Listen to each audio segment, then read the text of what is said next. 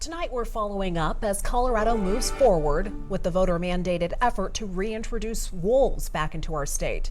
Over the weekend, Colorado Parks and Wildlife released 15 gray wolves in Eagle and Pitkin counties. They were captured in Canada, and there are now 29 known wolves in Colorado.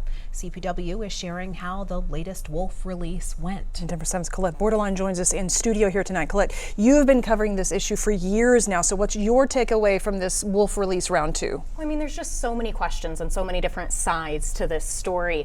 Honestly, we could be here for a long time, but here it is, year 2 of wolves in Colorado, and CPW is feeling more confident than they did last year. We now know the new wolves were released in Eagle and Pitkin counties, and there have been some reported sightings of their tracks already. So here are pictures of the 7 male and 8 female wolves released last week. We likely won't learn exactly where they were released because those spots could be used again, and because CPW says staff safety was threatened throughout this operation through social media posts and phone calls. Those wolves came from British Columbia, which has a healthy gray wolf population, and they were taken from areas where they don't overlap with livestock. That's hoping to minimize any future conflict here.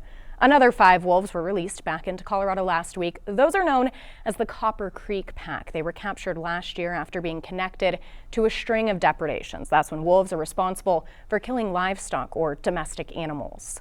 Now, those depredations, they were concentrated in Grand County. That's north of I-70. But this time, the Copper Creek Pack was released south of the highway, potentially acting as a barrier of some sort. Those with CPW believe the behavior of that pack will be changing, especially after being captured twice. They went to a holding facility. To get them out of the holding facility, guess what? They got to interact with humans in a very unsafe space again. And so I do believe that we'll see that will alter the behavior. Dogs are smart, you can teach them. Wolves are even smarter, and you can teach them. So the other big change this year, the state programs offered to help ranchers. Site assessments are happening where CPW helps determine which methods best protect a property. There's also non-lethal equipment up for grabs, and the state's Range Rider program, where one person rides a property and hazes wolves if they see them. That's expected to get off the ground this year, but some ranchers still struggling to see a way forward. The full story tonight at 10. Live in the studio, Colette Borderline, Denver 7. All right, thank you, Colette. Looking forward to that. Wolf reintroduction in Colorado has not been without controversy, as you just heard. Earlier this month, the CPW Commission rejected a petition from Colorado farmers and ranchers to halt the program until several conditions were met. Ranchers wanted the state to address livestock deaths and fully implement mitigation tactics before releasing more wolves.